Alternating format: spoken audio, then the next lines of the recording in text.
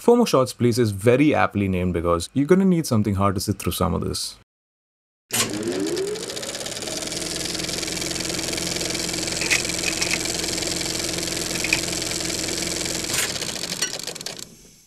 Before I get into the meat of the review, I'm gonna be honest and say I didn't watch the first season because after seeing its trailer, every instinct told me it'd be a shoddy story marketed as a modern women-centric series. Vagina!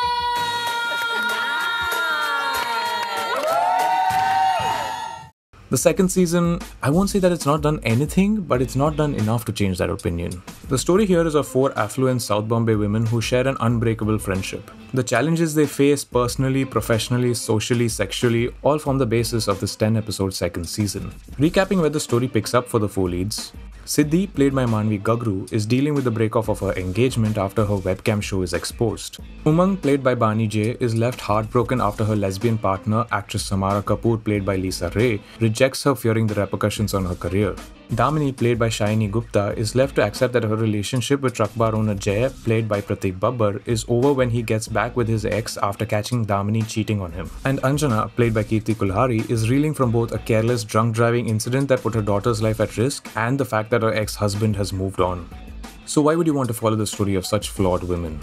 Because that's the social barrier the show is trying to break. It invites you to empathize with these characters who don't fit under the stereotype of a meek, domesticated woman. And a few times it'll even surprise you when it takes you inside their perspective and shows you the flip side of the issue. But those moments are far and few, and for the rest the writing comes across very amateur. You can see the plot twist coming a mile away, conflicts are resolved without any lasting consequences, and as a result, the writing fails to capture anything authentic about these women's lives. Everything feels so staged that it's impossible to immerse yourself in the story. And a large part of that is a direct result of some heavy-handed, clunky dialogues. I get that the four leads are modern, millennial, privileged women, but when did that become speaking in hashtags? Or spouting lines that can only belong in an open mic night? In one instance, a character even says, "She went down this murky river of sacrificing everything for love, so can we." At which point I just had to switch off, come back after a while and check the subtitles to see if that's really the dialogue. And it is. And if that sounded painful, the attempts at writing for other formats like stand-up and lawyer banter, they fall even harder. आप लोग हिले हुए होते हो इसीलिए हिलाते रहते हो या हिलाते रहते हो इसीलिए हिले हुए हो? The stand-up is more woke ranting than jokes, and the back and forth between two senior lawyers will have you convinced both graduated from a bad 80s court drama. I wish the issues with the writing ended there, but the supporting characters are also a weak point for this series. The men especially are written so one-dimensionally. Either they are sexist with every breath they take, or suffocating, or constantly treating the women like damsels in distress. And I get that this is a female-centric narrative and it's attempting to deal with these very present problems women face. But when these male characters are so single-note, even the lead women suffer for it, with each interaction just coming across as predictable, stereotypical, and preachy. What a chutiapa week, man! What a chutiapa week, man!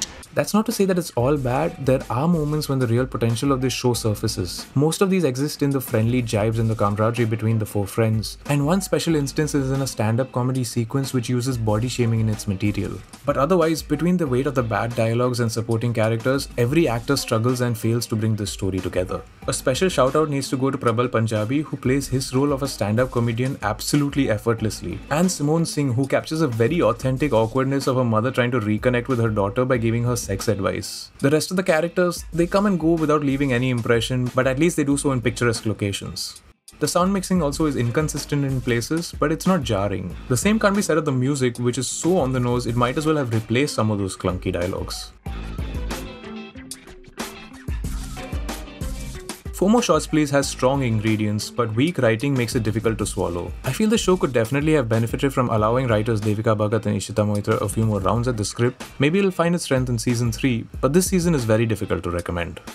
And that's the review, guys. I hope you found this helpful. Let me know if you did by leaving a like or a comment below. And don't forget to subscribe if you want to see more reviews like this. My name's Akshay. Thank you so much for watching. I'll see you in the next video.